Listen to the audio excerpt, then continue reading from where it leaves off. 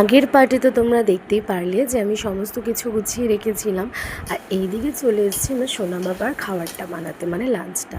ওর জন্য আজকে বানিয়েছিলাম, যেহেতু আজকে আমাদের বাড়িতে ভাত রান্নাই হয়নি, তো ওই জন্য ওর জন্য একটু বানিয়েছিলাম ডালিয়া।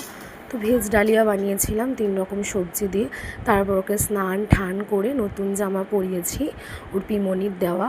আর দেখো বন্ধুরা, ও রোজ না তোমার স্নান করে উঠে ঠাকুরকে না বল দেয় এরকম মাথা নিচু করে।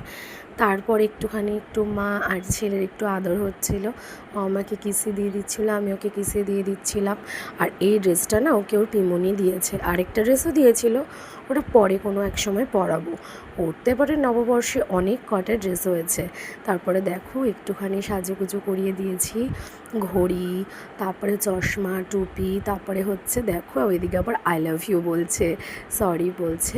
আর ওর নতুন বোতলকে একটু জুস দিয়েছিলাম। তারপরে ওকে একটু খাইয়ে নিলাম, খাইয়ে ঠাইয়ে নিয়ে আমি আবার কলা পাতা কেটে নিয়ে এসেছি, যেহেতু গঙ্গায় গিয়ে এই নুন চিনি আম এসব দেবো। তারপর আমিও নিজে সুন্দর করে রেডি হয়ে নিয়েছি, আর আমাকে সুন্দর করে শাড়ি পরিয়ে দিয়েছিল আমার শাশুড়ি মা। তো চলো টাটা, এবার বেরিয়ে পড়েছি। এবার ওদিকে আমার ননদিনী আর সব সখীগণরা আসবে। এই যে দেখো দিদি, অনেকে মিলে দেখো না খুব মজা করতে করতে, আমাদের গ্রুপটা না ভীষণ মজা করি আমরা প্রত্যেক বছর নীল পুজোতে, শিবরাত্রিতে ভীষণ মজা করি। তারপরে দেখো প্রত্যেক বছরের মতো আমরা সেই গোয়ালাপাড়া ঘাটে চলে এসেছি। আর এই জায়গাটায় আসলেই না তোমাদের দাদাভাইয়ের কথা ভীষণ মনে পড়ে, কারণ এই ঘাটেই আমাদের ফার্স্ট মিট হয়েছিল।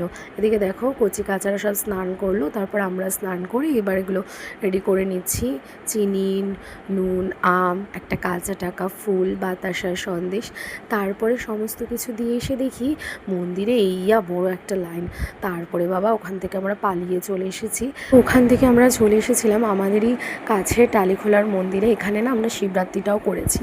তারপরে দেখো বাবার মাথায় দুধ, ঘি, গঙ্গাজল, মধু, দই সমস্ত কিছু ঢেলে বাবাকে চন্দন পরালাম। আর নিজের হাতে যে মালাটা গেঁথেছিলাম সেটাও পরিয়ে দিলাম। 3টে বেলপাতা, কাঁটা, ফুল, ধুত্র ফুল, আকন্দ ফুল সমস্ত কিছু দিয়ে বাবাকে নিজের মনের মতো করে না শান্তি ভরে পুজো দিলাম অনেকক্ষণ ধরে। তো অনেকটাই ফাঁকা ছিল, তোমরা দেখে বুঝতে পারছো। তারপরে সন্দেশ, মিষ্টি, বাতাসা, 5 রকম ফল দিলাম। তারপরে এক এক করে সবাই আমরা পুজো দিচ্ছি, মানে এক এক করে যারা যারা এসেছিলাম তারা। তারপরে পুজো টুজো দিয়ে আমরা রওনা দিয়ে দেবো বাড়ি যাওয়ার উদ্দেশ্যে, যেহেতু অনেকটা সময় কেটে গেছে। সোনা বাবারা যে কী করছে।